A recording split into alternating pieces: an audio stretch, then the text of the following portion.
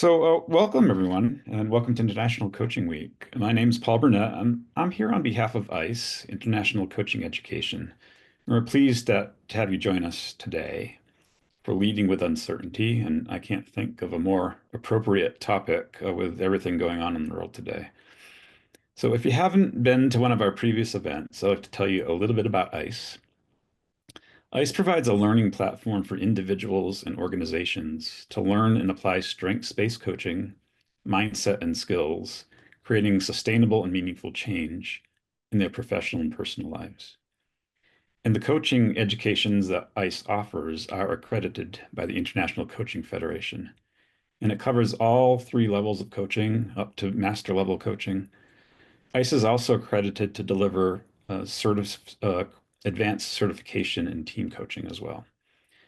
And everyone who registers on a education program becomes a lifetime member of the ICE community, and they get access to continuous education and to collaborate.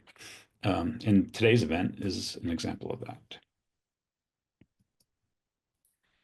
And I would like to now introduce the marvelous Maxine. Maxine is a PCC level leadership and team coach and organizational development consultant with a proven track record of helping leaders and teams thrive.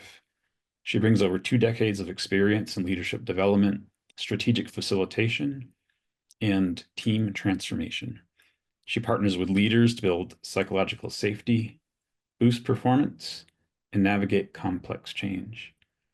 In addition to one-on-one executive and team coaching, she also facilitates team retreats and workshops that inspire clarity, accountability, and results. So in a few minutes, I'm going to hand this over to Maxine, but before doing so, I wanted to cover just a few housekeeping items for today's call. We love celebrating, so for those of you who stay till the end of today's session and want to invest in your development, there will be some promotional offers from Maxine as well as from ICE.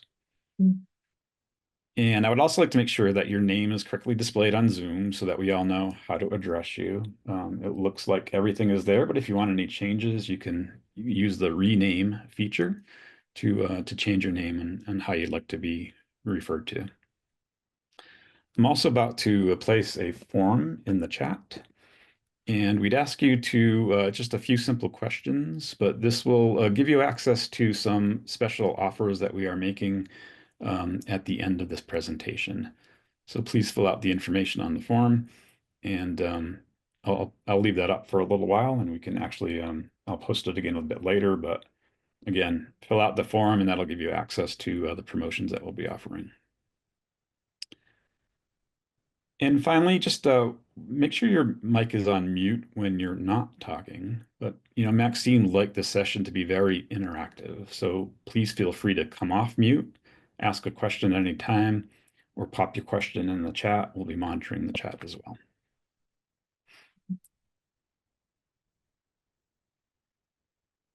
All right, and then with that, I'm going to introduce you to Maxine. Yeah, thank you, Paul. Thanks for your support and your introduction.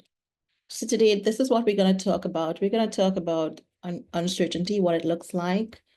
We're going to look at that concept of the world as a brittle place, the world as an anxious place. And most importantly, what does that look like in terms of a leader? What do leaders need to do in this environment? How does a leader need to be in this environment? And the good thing about us being really just a few in number is that we can have a really very intimate session. So feel free, you will not interrupt me, right? If you need to say something, just unmute yourself and jump into the conversation. So here we're all, nobody here is an expert. We all have experiences and all of those experiences are valid. So whatever we see, whatever we think is valid in our experience, what we have observed, please share with us so we can have a really rich conversation. So we want to talk about uncertainty, and I'm sure we've all had instances in our lives when we were uncertain. Has anybody ever experienced that? And what does it feel like for you?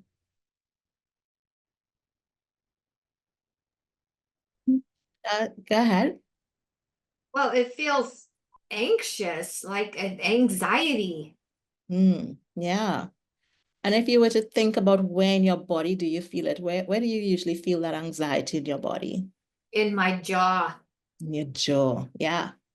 And it's different for some people. Some people may feel like their chest is being constricted or their stomach is really like very upset. And some people get a headache.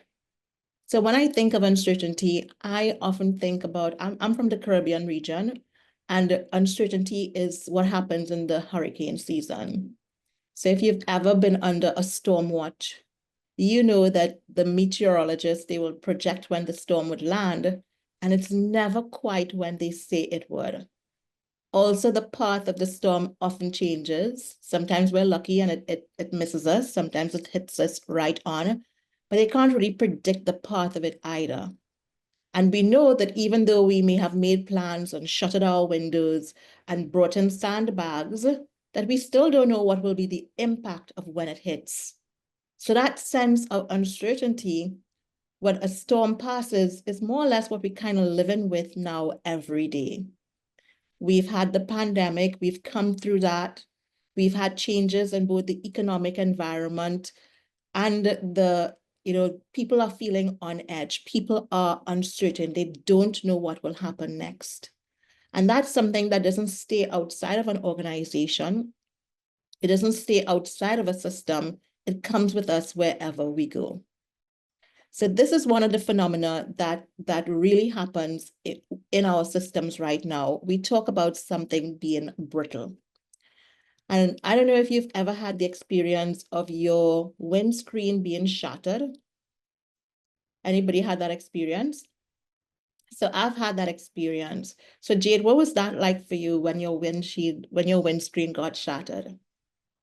Yeah, it was terrifying. I was driving down the highway and all of a sudden glass just exploded all over me. So it was very scary. Yeah, absolutely. And that is exactly what happens in a brittle system. It looks solid. It looks as if everything is fine.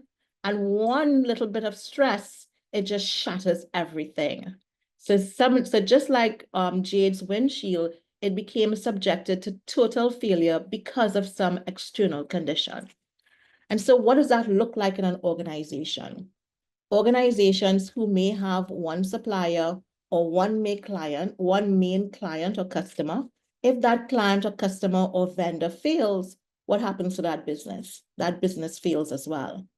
It may be that in your organization, it's really kind of difficult for processes to work, that processes are slow. What does that mean? It makes it difficult to respond to changes that are happening externally to the organization in a fast way. And we know that we're living in a fast-paced world. So if your processes and your systems are not agile, then what is going to happen to your organization? We also see it sometimes with leaders. The leader of an organization leaves and the organization begins to falter. Or you may have a key department with a very strong leader, and when that leader leaves, you see productivity in that department fall. So that's really what this brittle effect, how it shows up in organizations. Unfortunately, it may also show up in your people. And what does that look like when we think about people being brittle?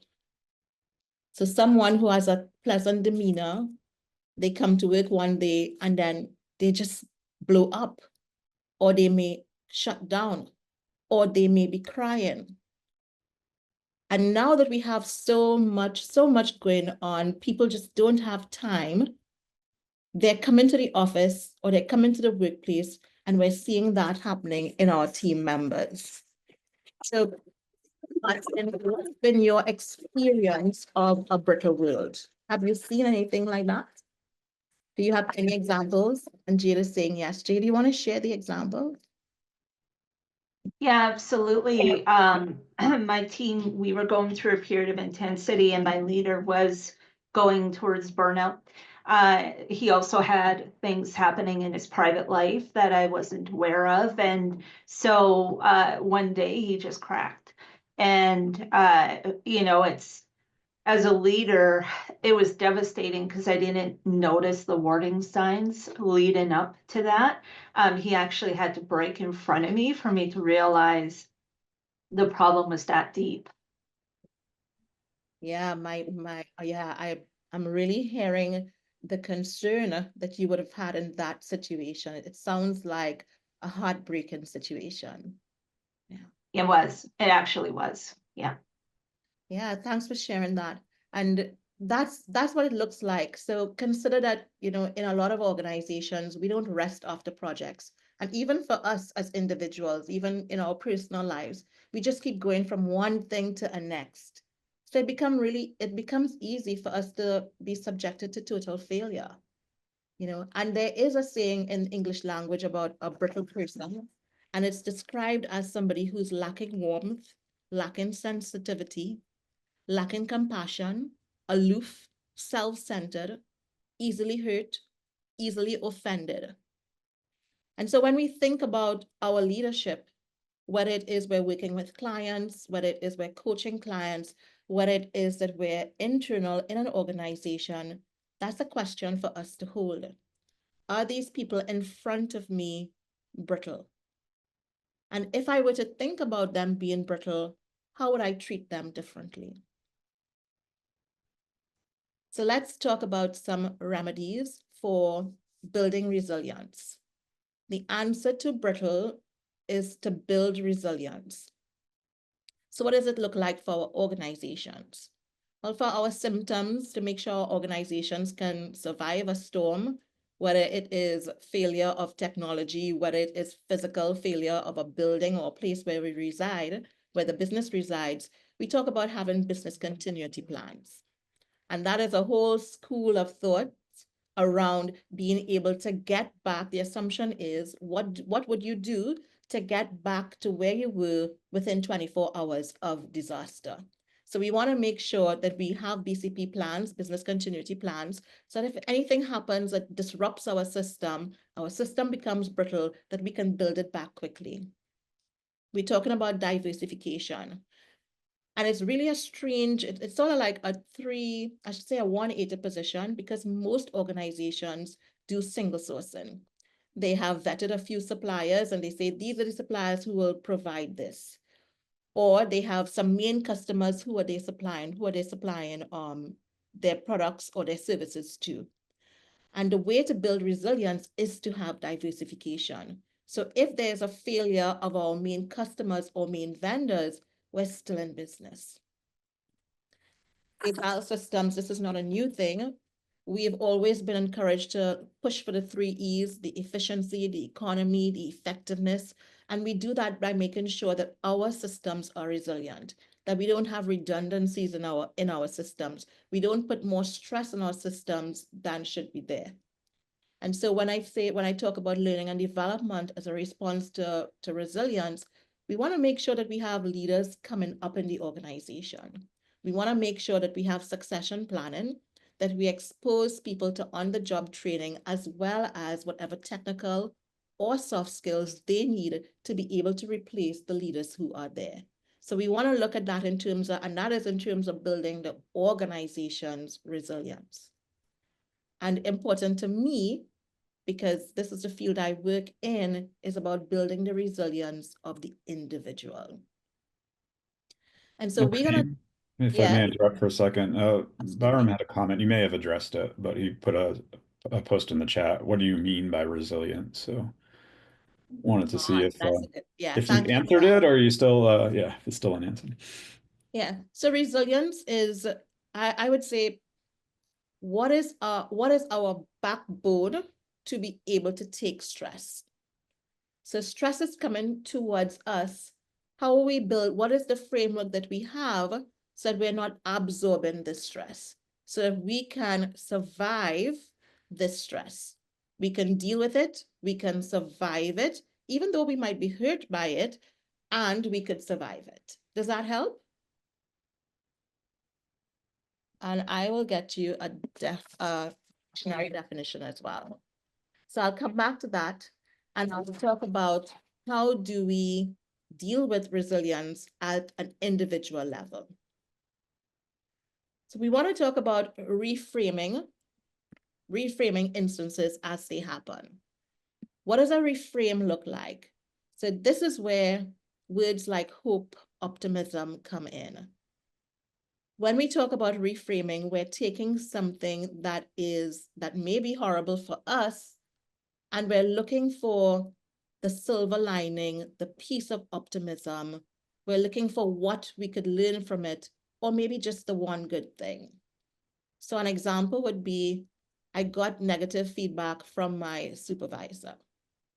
That could take me into a tailspin, right? I could start saying things like, oh, I'm such a horrible worker. I tried so hard. Or I could start saying, she's a horrible person. You know, she doesn't recognize my efforts. And for us to reframe it, the question would be, what is one good thing about this feedback? The only good thing might be that you understand it. That you understand cognitively because you could read the words and understand it. Or it could be that in the feedback, there is a gem that you have not yet discovered about yourself, about your behavior, or about your performance. So we are asked to mine as in dig in, what it is that we are hearing, what we are experiencing, and look for the good in it. And I want to just caution that this is not about being a Pollyanna. This is not about saying that it isn't bad or that you're not having a negative response to it. It is about acknowledging that beyond the negative response, there may be something good in it. Anybody has any experience of reframing that you want to share with us? Well, what I do is it a gift or an opportunity? And I get to choose, like, okay, so and it goes back to your silver lining, just to recognize. And somebody said to me, it's either a gift, opportunity, or a test. So that's the way I reframe. Yeah, thanks for sharing that, Connie. Anyone else?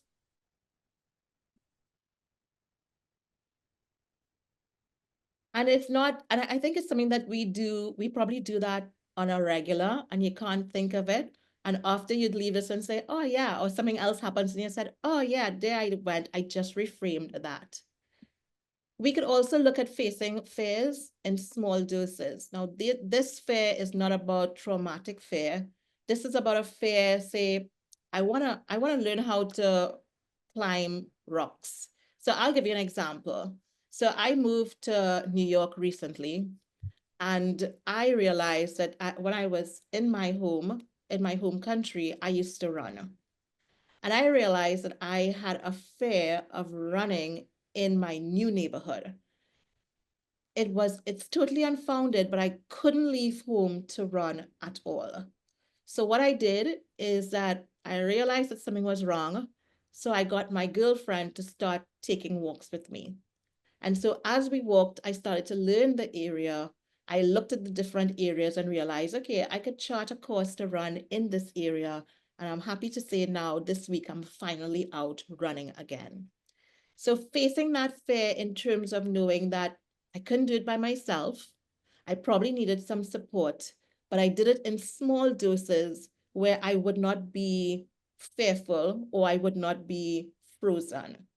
So the question for you is, what do you want to do right now that you realize that you have a fear of it? And how can you face that fear in small doses to get yourself moving? Anybody want to take a stab at that?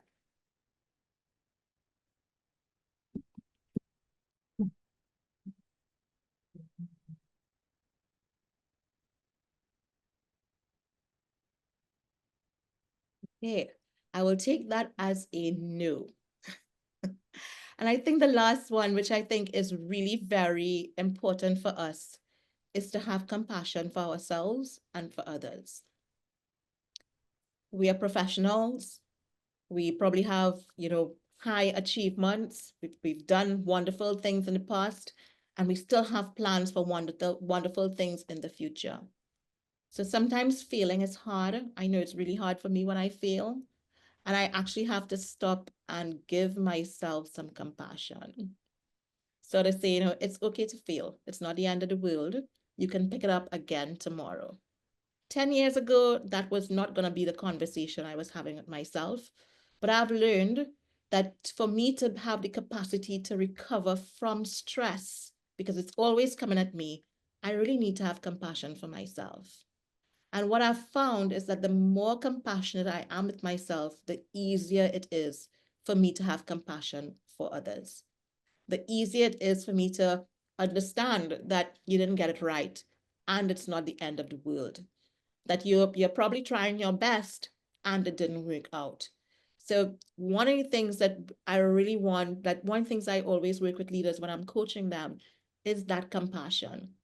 Because the higher up we go, or the more technical skills we have, we kind of tend to leave that compassion in a separate compartment, most likely for our private lives, or the ones who we're very intimate with, or the ones that we love. And sometimes we don't really bring that compassion into the work world. So that's something that I could share with you in terms of what I've observed. So, And Maxine, yes. how do you teach compassion though? I mean, intellectually we get it, but to actually embody it, it's a different story. Yeah, I love that question. Thank you, Connie. Compassion grows in silence. So when I'm working with my clients and they're rushing, the first thing I do is invite them to breathe, right? So 4 breaths in and 8 breaths out. And that act of slowing down, they're no longer rushing to think about a solution. And then we might do some body work in terms of finding a light that is inside you and growing that light. And sometimes we work with words. So I am really in awe of myself today. I didn't get the result I want, and I still like who I am. So those very, very positive words, coming right down so that we could really begin to breathe and pause and take ourselves in a little bit. That helps. That's some of the way in which I help clients get compassionate, because it's not really it's not an action word. It's a state of being. So when we have compassion for ourselves, it's that we're in a particular state that allows us to have a particular relationship with ourselves. When we're being compassionate, it is an adjective for how we're treating others and speaking to others. Does that help, Connie? Yes. Yeah. Thank you. Thanks for that question. And so we could talk a little bit about anxiety. I think just the word, and that there's a song now, anxiety, it's a big word, right? And of course, after the pandemic, it's a word, if you didn't believe in it before, having gone through the pandemic, we know what anxiety is like. And so there's a fear that comes with anxiety because we just don't know what will happen. But beyond the fear, we also don't trust what would happen. And that's what we're dealing with, right? And we see that lack of trust all the time, especially with social media. There's catfishing, right? I could put a picture up and you don't know if it's me. You could have a whole relationship with me. You could send me money and you just never know who I am. So we always have that uncertainty, that fear of what exactly is real. And then we have all of these influencers giving all sorts of information about everything under the sun and what is real. We also are addicted to social media. Again, that increases the anxiety. So most of us, we get our news. We wake up in the morning with this near to us, right? So we get our news. We don't want to miss out. So we're always checking news. We posted something today. We want to see how many likes we got. So that anxiety is very much feeding into that. And younger people talk about FOMO, right? The fear of missing out, which is really anxiety. You want to make sure that you're in that party. You want to make sure that you're being seen. You want to make sure that a certain conference is going on, that you gotta be there. Is it fueled by desire or is it fueled by anxiety? And so that's one of the questions we could really stop and ask ourselves. Why is it that I'm doing these things that I'm doing? Is it because I want to, or because I'm fearful that I'll miss out, or people might forget me? They won't. You are too incredible to be forgotten. And in our organizations, it also shows up as poor decision making. Imagine being anxious about the data that's in front of you. Are you going to make a decision? You're not. You're going to stall. And in that stalling, what does it do to you? You begin to lose credibility as a leader. You begin to lose credibility as a team member. So sometimes when we see people not making decisions, or there's some kind of tension in the organization, we could really stop and ask ourselves, is what is really presenting here? Maybe people have fear. Maybe they have some anxiety. Does any of that make any sense to you in terms of your observations and your experiences? And you could just jump in and share. And I just want to say that I put in the chat the definition of resilience if you were looking at the chat, right? To make sure that you have it. So yeah, anxiety is a big one. And the world numbers for anxiety, they show like 25%, 20% according to some of the reports for the US. So how do we deal with anxiety? And the big word is empathy. So we're gonna practice having empathy or indicating empathy. And it's really, we really want to do two things. We want to be able to listen to somebody, talk about it, talk about what they have to say.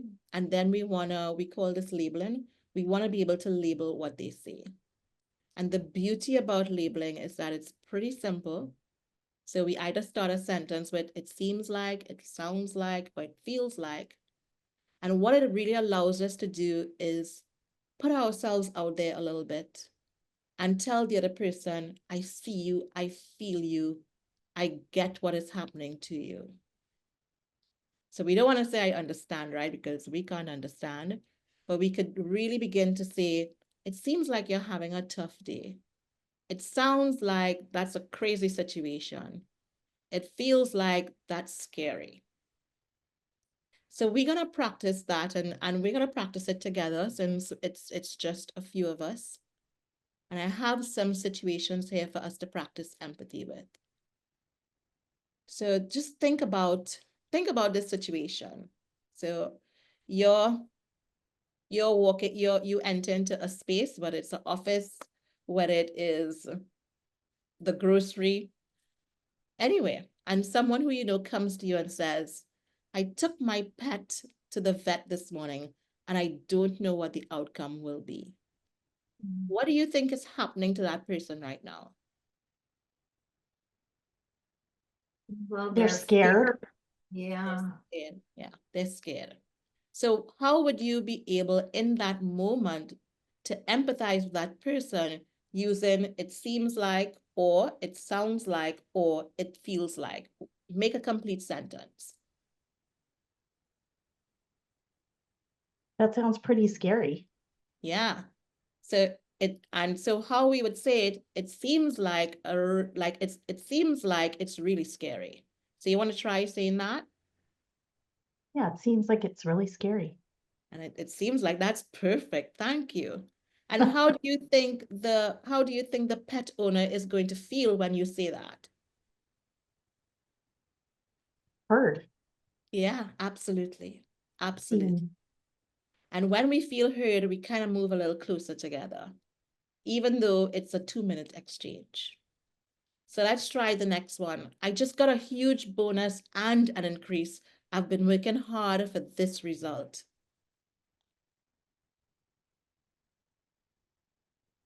It seems like your dedication and hard work has paid off. It Excellent. absolutely did. Yeah, thanks, Scotty.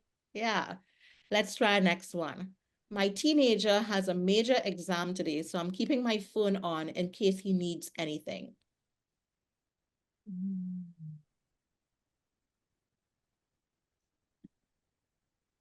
Sounds like you need to make yourself available today. Yeah, absolutely, I do. Thanks for understanding. I appreciate you. That's Good. a good one. Yeah, it is. My neighbor played music all night last night and I didn't get any sleep. What an a-hole. So it seems like, go ahead. Seems like your neighbor's kind of an a-hole. There you go. He is. How did you know? Did you meet him? So we just had a moment, right, of sharing. So thank you for that. And the last one, my daughter just got a full scholarship to the college of her choice. You must be very proud. Yes. So let's say it with it seems like. It seems like you have a reason to be proud of. Absolutely, I do. Thank you. So I'll just go one slide up. And this is what we talk about, right? So having empathy in a conversation, it means that what I really loved about this crowd is that the crowd was listening. You were listening. So when I read the statement, you were able to identify exactly how that person must be feeling. He must be scared. He must be proud, right? He seems like an a-hole, right? So definitely, I just want to really congratulate you for participating and more importantly, for getting it. So I took this empathy map and I'm thinking about a leader, because a leader usually has a few people in their teams, whether it is like 2 people or 100 people. But the question for us would be, how are people in my team feeling at any point in time? So this is an empathy map that is used for design purposes. Maxine, just so you know, we're not seeing your screen. You're not? I see it. I can see it. I Yeah. see it as well. Sorry. So You're let me try bring it kidding up again and let's see what's happening there. So Seem- thanks for calling that, Connie. Seems like you're Well, having a technological issue, Connie. I know. I mean, I'm just seeing everybody's lovely face and picture. So, Let's try okay. again and see. Oh, I now heard it your is.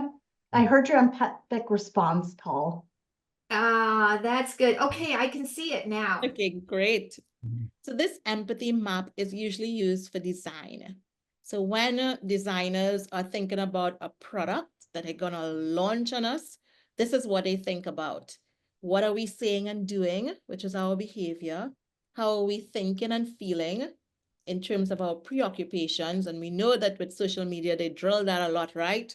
What are we preoccupied by? What is our environment and what are we seeing in our environment? And what is influencing us in terms of what we're hearing? I thought that this was such a great tool that I think it's something that we could really experiment with when dealing with our teams. And it could be even your clients, right? So you're going into a client as a consultant. What's happening here? Because you came to solve a problem.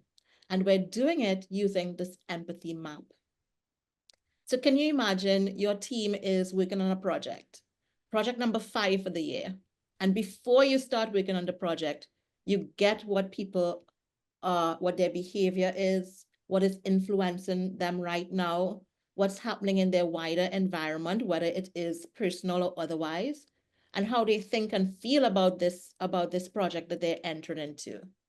What do you think will happen if you were to have these type of conversations with your team members?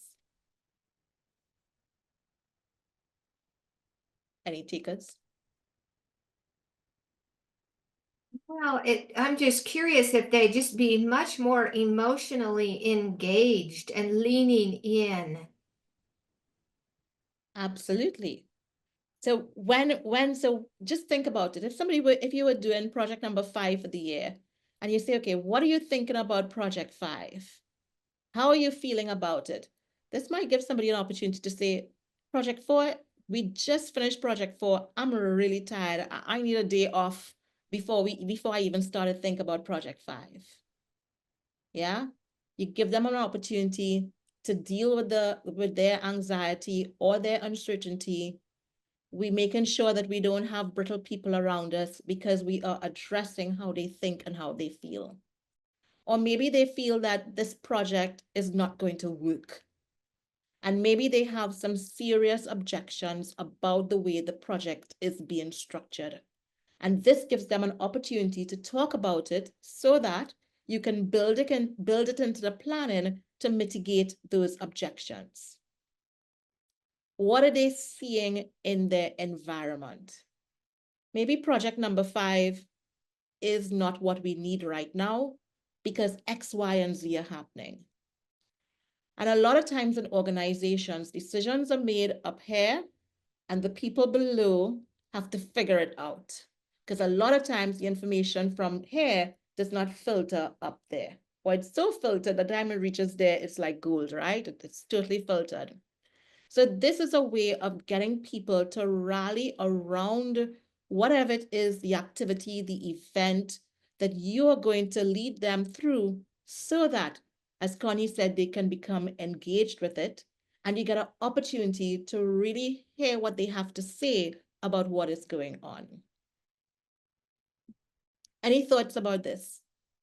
So we are taking something from the design world and bringing it into our leadership world, because as I said before, all of your experiences, all of your observations are relevant. Any thoughts about this? Like, don't like, could use, won't use? I like how you invite acknowledgement of emotions into the conversation. I know when I'm talking to one of my team members, if I say, what do you think about it? Or how do you feel about it? We're going to have potentially very, very different conversations, and they're both important. And I think it's really easy to forget the feeling part. It's, you know, bringing humanity into the workplace, I think, is something we still have to work at. So I like the intentional aspect of it, of it's not just about the intellectual, what you're thinking, but how are you feeling about that? So that really resonates with me. Yeah, thank you. Anyone else? Good.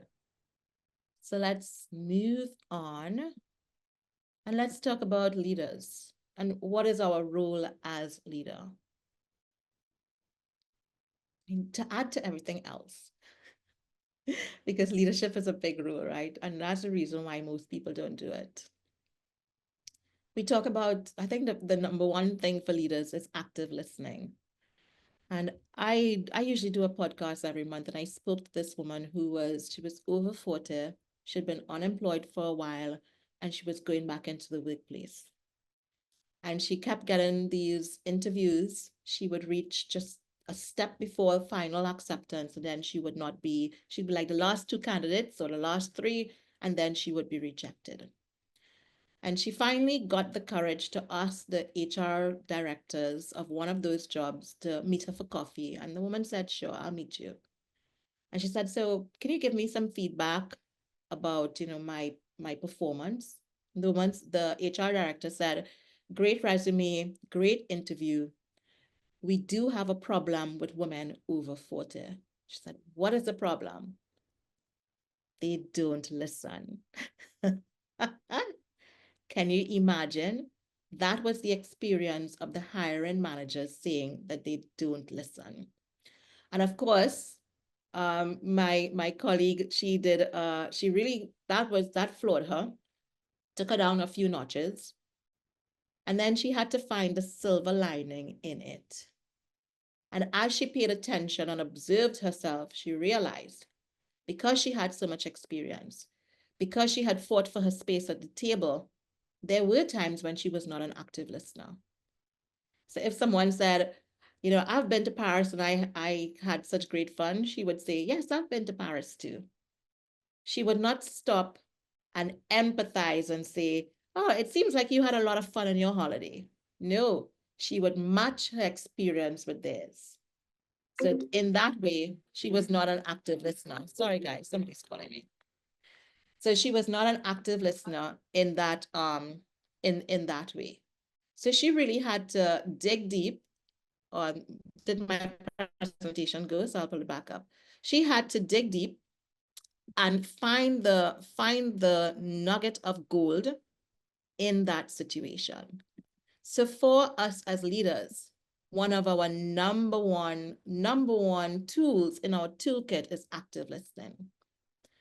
And active listening is really not there when we learn communication. We didn't learn about active listening.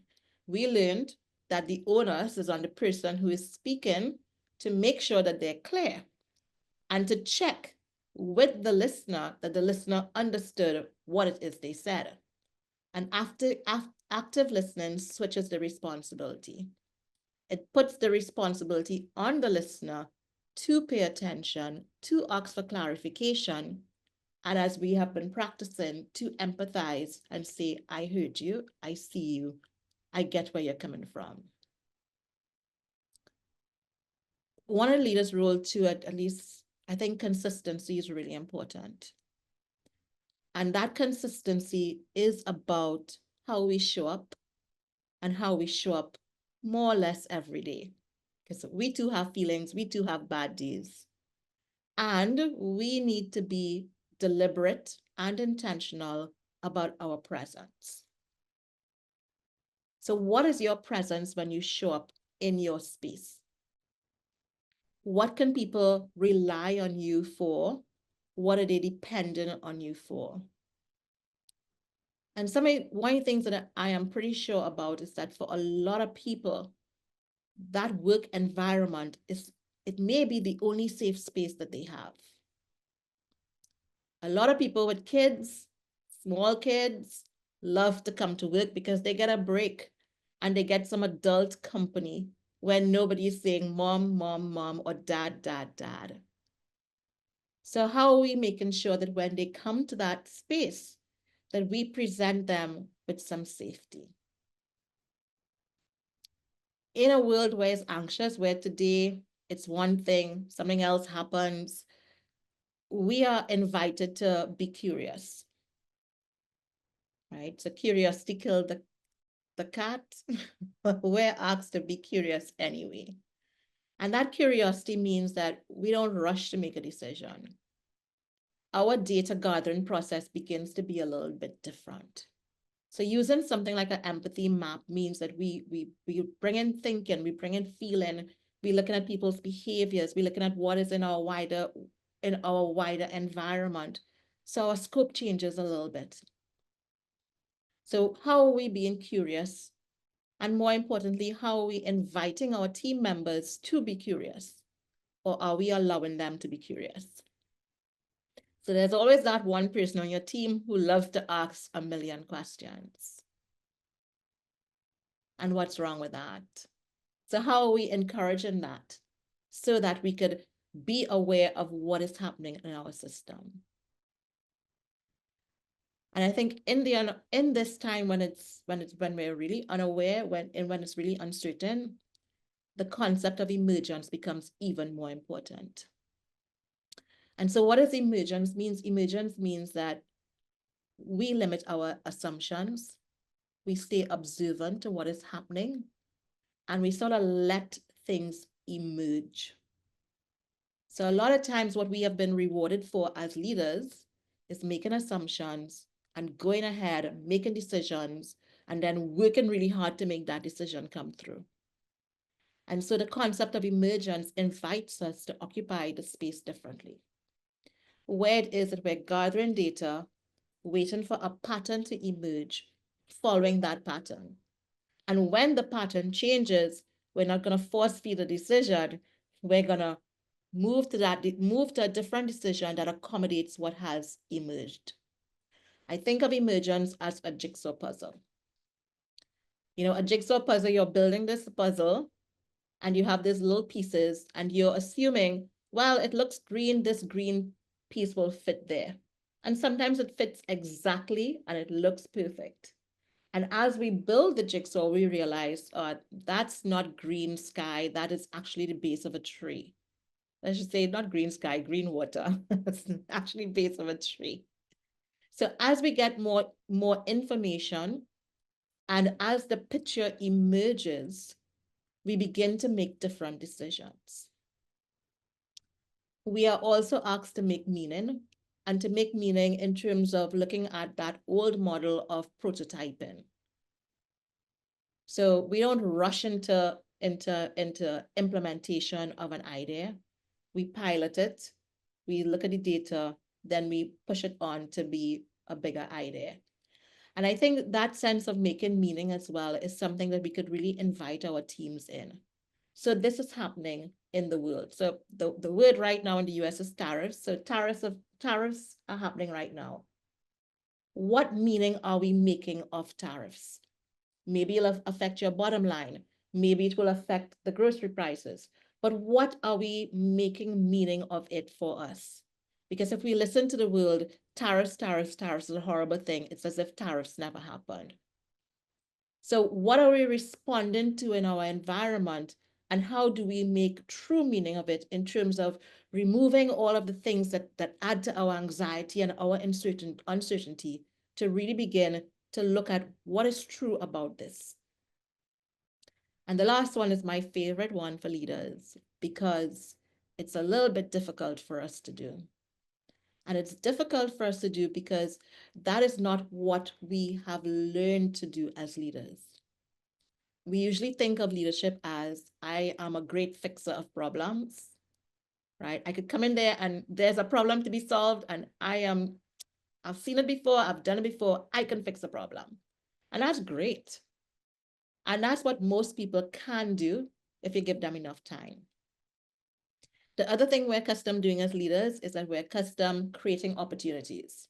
A new market, a new product, a new thought, full of ideas, very creative. We're the ones, and that's what we are rewarded for. And I think in this uncertain time, we need to be what's missing in our systems.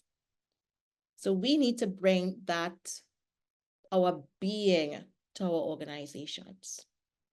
There is something special about NEPA, something special about JADE that is required in your organization that is absent.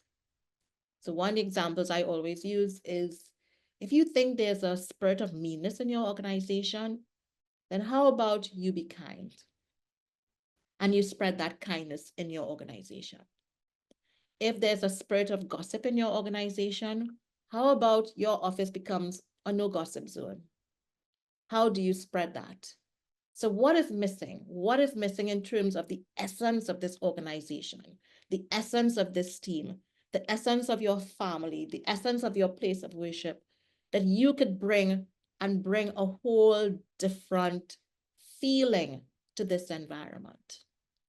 And I think that is where most of all our leadership is, and where it is that we begin to allow people to experience something different in this uncertain time.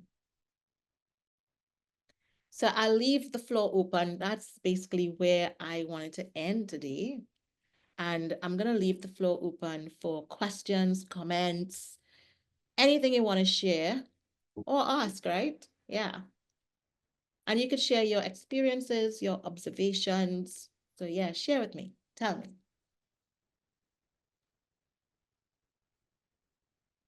Maxine, I was thinking of Gallup just did research on what followers need from leaders, and I think the list you have here plays right into that. But the four kind of categories they identified were: people need hope, people need stability, people need compassion, and people need trust.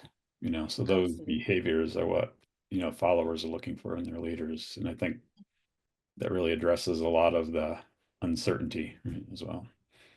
Yeah, thank you, Paul. Yes, because the uncertainty absolutely plays with trust.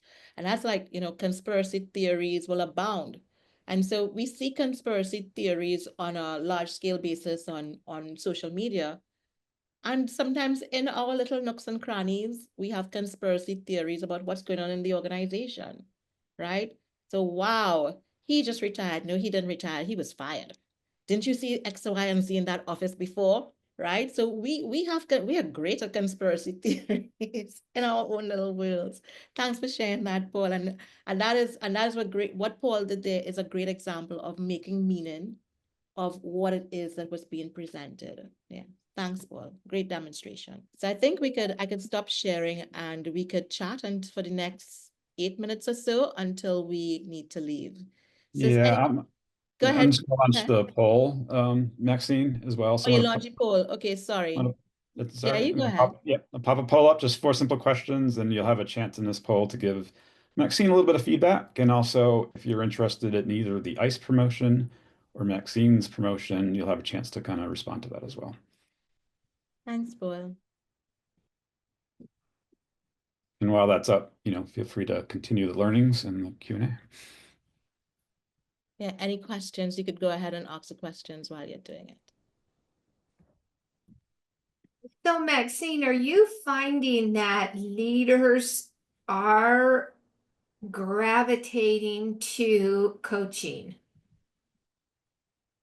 It happens, I think it depends. If their organizations are paying for it and the organizations have done a great job in terms of sensitizing them to the what it is, they would gravitate. I think too, part of the problem is that with internal coaches, there's always a query, is the organization putting you up in this, or is it a safe space?